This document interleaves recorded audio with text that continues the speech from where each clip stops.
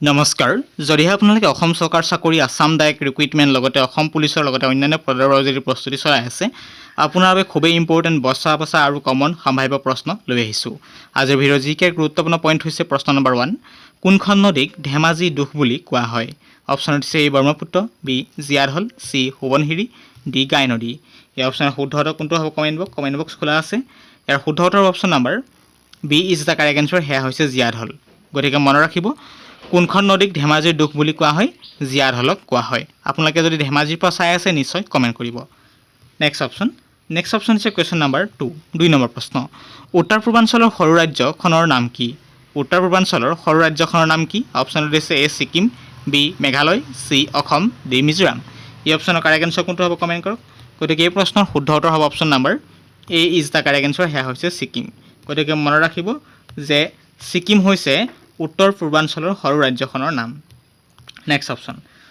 হৈছে 3 question number 3 অসমৰ আটাইতকৈ ওখ ৰেল ষ্টেচনৰ নাম কি অপশ্যন দিছে Silchar B Lumding C Jatinga D Kamakhya এই অপশ্যনৰ কাৰেক্ট এনসাৰ বা শুদ্ধ উত্তৰ হ'ব অপশ্যন নম্বৰ কোনটো সেয়া হ'ব B is the correct answer সেয়া হৈছে কোনটো হ'ব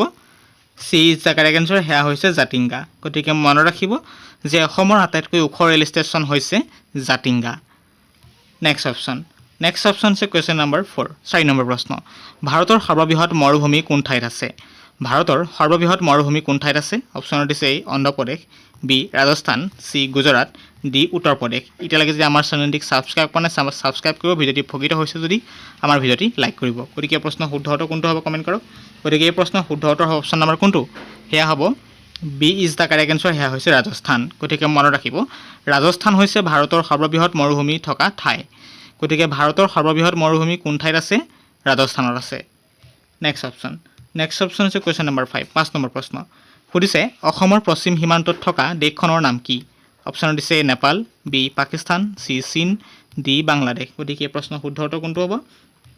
ইয়াৰ শুদ্ধ উত্তৰ হ'ব option number D is the correct answer সেয়া হৈছে বাংলাদেশ গতিকে মনত ৰাখিব অসমৰ পশ্চিম সীমান্তত থকা দেশখন হৈছে বাংলাদেশ নেক্সট অপশ্যন হৈছে কুৱেশ্যন নম্বৰ 6 6 নম্বৰ প্ৰশ্ন ভাৰতৰ আটাইতকৈ বেছি জনসংখ্যা থকা কেন্দ্ৰীয় শাসিত অঞ্চল ভাৰতৰ আটাইতকৈ বেছি জনসংখ্যা থকা কেন্দ্ৰীয় শাসিত অঞ্চল অপশ্যন দিছে Chandigarh B Andaman Nicobar next option হৈছে কুৱেশ্যন নম্বৰ 6 6 নম্বৰ প্ৰশ্ন ভাৰতৰ আটাইতকৈ বেছি জনসংখ্যা থকা কেন্দ্ৰীয় শাসিত অঞ্চল ইম্পৰ্টেণ্ট প্ৰশ্ন ভাৰতৰ আটাইতকৈ বেছি জনসংখ্যা থকা কেন্দ্ৰীয় শাসিত অঞ্চল কোনখন অপশ্যন দিছে Chandigarh B Andaman Nicobar C Delhi D Lakshadweep গতিকে এই প্ৰশ্নৰ কাৰেক্ট এনসাৰ কোনটো হ'ব কমেণ্ট কৰক এই প্ৰশ্নৰ শুদ্ধ উত্তৰ হ'ব option number C is the correct answer সেয়া হৈছে দিল্লী বা দেলহি গতিকে ভাৰতৰ আটাইতকৈ বেছি জনসংখ্যা থকা কেন্দ্ৰীয় শাসিত অঞ্চল হৈছে দিল্লী নেক্সট অপশ্যন হৈছে কুৱেশ্যন নম্বৰ কোনটো নেক্সট কুৱেশ্যন নম্বৰ 7 NH 44 কেইখন ৰাজ্যৰ মাজেৰে পাৰ হৈ গৈছে বা নেশ্যনেল হাইৱে 44 নম্বৰ যিটো আছে সেইটো কেইখন ৰাজ্যৰ মাজেৰে পাৰ হৈ গৈছে অপশ্যন দিছে এ 12খন বি 21খন চি 14খন ডি 8খন NH 44 এই অপশ্যনৰ শুদ্ধ উত্তৰ কোনটো হ'ব এই অপশ্যনৰ শুদ্ধ উত্তৰ হ'ব option number A is the correct answer সেয়া হৈছে 12খন গতিকে NH 44 12খন ৰাজ্যৰ মাজেৰে পাৰ হৈ গৈছে নেক্সট অপশ্যন এইখিনি পৰামৰ্শ ৰিকুৱেষ্ট কৰিছোঁ যদি চেনেলটি উপকৃত হৈছে নিশ্চয় চেনেলটিক লাইক কৰিব গতিকে চেনেলটো যদি ছাবস্ক্ৰাইব কৰা চেনেলটিক ছাবস্ক্ৰাইব কৰিব অতি ইম্পৰ্টেণ্ট বচা প্ৰশ্ন যুগুতোৱা হৈছে আপোনালোকে যদি ভিডিঅ'ৰ পৰা উপকৃত হৈছে বুলি ভাবিছে নিশ্চয় ভিডিঅ'টি কেনে পাইছে কমেণ্ট বক্সত কমেণ্ট কৰিব যদি ধেমাজিৰ পৰা চাই আছে কোন ঠাইৰ পৰা চাই আছে নিশ্চয় কমেণ্ট কৰিব নেক্সট অপশ্যন হৈছে নিশ্চয় দেখিছে নেক্সট অপশ্যন হৈছে কুৱেশ্যন নম্বৰ 8 8 নম্বৰ প্ৰশ্ন পলাচীৰ যুদ্ধ সংঘটিত হৈছিল কিমান চনত এ 1523 চনত বি 1752 চনত চি 1757 চনত ডি 1857 চনত গতিকে এই অপশ্যনৰ শুদ্ধ উত্তৰ বা কাৰেক্ট এনসাৰ কোনটো হ'ব কমেণ্ট কৰক গতিকে এই প্ৰশ্নৰ কাৰেক্ট এনসাৰ হ'ব অপশ্যন নম্বৰ সেয়া হ'ব 8 নম্বৰটোৰ C is the correct answer সেয়া হৈছে 1757 চনত গতিকে মনত ৰাখিব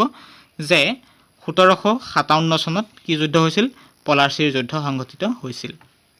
নেক্সট অপশ্যন হৈছে কুৱেশ্যন নম্বৰ কোনটো হ'ব 9 নম্বৰ হয় ন অৰ্থশাস্ত্ৰৰ লিখক হ'ল কোন অৰ্থশাস্ত্ৰৰ লিখক হ'ল অপশ্যন দিছে সৌৰাজ B Tulsidas C Kalidas D Kautilya এই অপশ্যনৰ শুদ্ধ উত্তৰ কোনটো হ'ব এই অপশ্যনৰ শুদ্ধ উত্তৰ হ'ব অপশ্যন নম্বৰ কোনটো সেয়া হ'ব D is the correct answer সেয়া হৈছে কৌটিল্য গতিকে মনত ৰাখিব যে অৰ্থশাস্ত্ৰ কোনে ৰচনা কৰিছিল কোনে লিখিছিল সেয়া হ'ব কোন কৌটিল্য গতিকে এইখিনিতে জনাই থ'ব বিচাৰিছোঁ আজি ভিডিঅ'টো কিভাৱে ইম্পৰ্টেণ্ট বুলি কৈছে পলিটিকেল চায়েন্সৰ পৰা আৰম্ভ কৰি জিঅ'গ্ৰাফী আমাৰ বৈদিক আৰু সকলোখিনি পইণ্ট ইয়াত টাচ কৰা হৈছে খুব ইম্পৰ্টেণ্ট প্ৰশ্ন লৈ অহা হৈছে আজিৰ ভিডিঅ'টিত নেক্সট প্ৰশ্ন নেক্সট অপশ্যন হৈছে কুৱেশ্যন নম্বৰ 11 11 নম্বৰ সৰ্বাধিক চিমেণ্ট ফেক্টৰী ক'ত আছে অপশ্যন দিছে এ Assam B Uttar Pradesh C Madhya Pradesh D Bihar এই অপশ্যনৰ শুদ্ধ উত্তৰ বা কাৰেক্ট এনচাৰ কোনটো হ'ব কমেণ্ট কৰক গতিকে এই অপশ্যনৰ শুদ্ধ উত্তৰ option number C is the correct answer সেয়া হৈছে মধ্যপ্ৰদেশ গতিকে শ্বৰ্টকৈ এম পি বুলি মনত ৰাখি থ'ব গতিকে এম পি বা মধ্যপ্ৰদেশত সৰ্বাধিক চিমেণ্ট ফেক্টৰী আছে যদি ভিডিঅ'টি চাই ভাল পাইছে অন্ততঃ ভিডিঅ'টি লাইক কৰিব আৰু ছাবস্ক্ৰাইব কৰিব কেনে পাইছে চেনেলটি আৰু সেইটো কমেণ্ট বক্সত কমেণ্ট কৰিব নেক্সট অপশ্যন হৈছে কুৱেশ্যন নম্বৰ 12 নম্বৰ প্ৰশ্ন ধোদৰ আলি বনোৱা হৈছিল কোন ৰজাৰ দিনত অপশ্যন দিছে শিৱসিংহ বি প্ৰতাপ সিংহ চি গদাধৰ সিংহ ডি ৰুদ্ৰসিংহ এই অপশ্যনৰ কাৰেক্ট এনচাৰ বা শুদ্ধ উত্তৰ কোনটো হ'ব কমেণ্ট কৰক এই অপশ্যনৰ শুদ্ধ উত্তৰ option number C is the correct answer সেয়া হৈছে গদাধৰ সিংহ গতিকে মনত ৰাখিব ধোদৰ আলি বনোৱা হৈছিল কোন ৰজাৰ দিনত গদাধৰ সিংহৰ দিনত নেক্সট অপশ্যন হৈছে 13 নম্বৰ চৌৰি চৰাৰ ঘটনা সংঘটিত হৈছিল চৌৰি চৰাৰ ঘটনা সংঘটিত হৈছিল কিমান চনত অপশ্যন দিছে 1922 চনত বি 1920 চনত চি 1923 চনত ডি 1921 চনত গতিকে এই প্ৰশ্ন শুদ্ধ উত্তৰ কোনটো হ'ব কমেণ্ট কৰক গতিকে এই প্ৰশ্ন শুদ্ধ উত্তৰ হ'ব option number A is the correct answer সেয়া হৈছে 1922 চনত গতিকে 1922 চনত চৌৰি চৰাৰ ঘটনা সংঘটিত হৈছিল নেক্সট অপশ্যন হৈছে কুৱেশ্যন নম্বৰ 14 গতিকে ভিডিঅ' ধৈৰ্য ধৰি চাব খুব ইম্পৰ্টেণ্ট প্ৰশ্ন লাভ কৰিছে আকৌ কৈছোঁ হিষ্ট্ৰী ভূগোল লগতে বুৰঞ্জী পৰা আৰম্ভ কৰি যিখিনি টপিক দিবলগীয়া আছে সুন্দৰকৈ ভিডিঅ'টি দিয়া আছে সাঙুৰ খুৱাই তৈয়াৰ কৰা হৈছে গতিকে আমি দিবলৈ চেষ্টা কৰিছোঁ আজিৰ ভিডিঅ'টোত বুৰঞ্জীৰ পৰা আৰম্ভ কৰি আমাৰ বিশেষকৈ ভূগোল আমাৰ বেদ আদি সকলোখিনি পইণ্ট ইয়াত টাচ কৰিবলৈ চেষ্টা কৰা হৈছে নেক্সট অপশ্যন হৈছে 14 গায়ত্ৰী মন্ত্ৰ কোনে ৰচনা কৰিছিল অপশ্যন দিছে Vashishtha B Gautam Buddha C Vishwamitra D Kabir Das গতিকে এই প্ৰশ্নৰ শুদ্ধ উত্তৰ কোনটো হ'ব এই প্ৰশ্নৰ শুদ্ধ উত্তৰ হ'ব অপশ্যন নম্বৰ কোনটো সেয়া হ'ব C is the correct answer সেয়া হৈছে কি বিশ্বামিত্ৰ গতিকে মনত ৰাখিব বিশ্বামিত্ৰই গায়ত্ৰী মন্ত্ৰ ৰচনা কৰিছিল নেক্সট অপশ্যন হৈছে কুৱেশ্যন নম্বৰ 15 নম্বৰ প্ৰশ্ন ৰাজ্যসভাই বিত্তীয় বিলক কিমান দিনত ৰাখিব পাৰে কিমান দিন ৰাখিব পাৰে অপশ্যনত দিছে এ 14 দিন বি 60 দিন চি 25 দিন ডি 30 দিন এই অপশ্যনৰ শুদ্ধ উত্তৰ কমেণ্ট কৰক কমেণ্ট বক্স খোলা আছে যিহেতু শুদ্ধ উত্তৰ হ'ব অপশ্যন নম্বৰ কোনটো সেয়া হ'ব কোনটো এ ইজ দ্য কাৰেক্ট এনচাৰ সেয়া হৈছে 14 দিন গতিকে মনত ৰাখিব ৰাজ্যসভাই বিত্তীয় বিলক কিমান দিন ৰাখিব পাৰে 14 দিন সময় ৰাখিব পাৰে 14 ডেজ নেক্সট অপশ্যন হৈছে 16 নম্বৰ প্ৰশ্ন অন্তিমটো পইণ্টত আহি ভৰি দিছোঁ অন্তিমটো প্ৰশ্ন গতিকে ভিডিঅ'টোৰ পৰা যদি উপকৃত হৈছে নিশ্চয় কমেণ্ট বক্সত কমেণ্ট কৰিব উপকৃত হৈছে নহৈছে সেইটোও জনাব আৰু চেনেলটো উপকাৰ কৰিছে নহৈছে সেইটো জনাব যদি চেনেলটো উপকাৰ কৰা নাই ন' বুলি কমেণ্ট কৰিব চেনেলটো যদি ভাল লগা নাই ন' বুলি কমেণ্ট কৰিব নেক্সট অপশ্যন অন্তিমটো প্ৰশ্ন আহি ভৰি দিছোঁ পটাপট আপোনালোকে ভিডিঅ'টো লাইক কৰিব ছাবস্ক্ৰাইব কৰি দিব যাতে এনে প্ৰশ্ন আপোনালোকে লাভ কৰিব পাৰে দৈনিক 16 নম্বৰ লোকসভাত সৰ্বোচ্চ আসন থকা ৰাজ্যখন কোনখন অপশ্যনত দিছে A Uttar Pradesh B Maharashtra C Rajasthan D Bihar এই অপশ্যনৰ শুদ্ধ উত্তৰ কোনটো হ'ব কমেণ্ট কৰক এই অপশ্যনৰ শুদ্ধ উত্তৰ হ'ব option number A is the correct answer সেয়া হৈছে উত্তৰ প্ৰদেশ গতিকে মনত ৰাখিব